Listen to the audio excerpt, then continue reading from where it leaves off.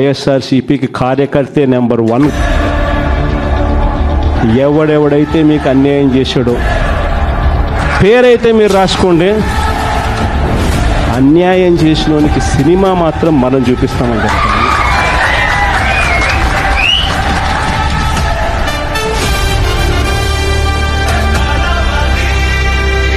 ఎవరిని వదిలిపెట్టేది ఉండదు.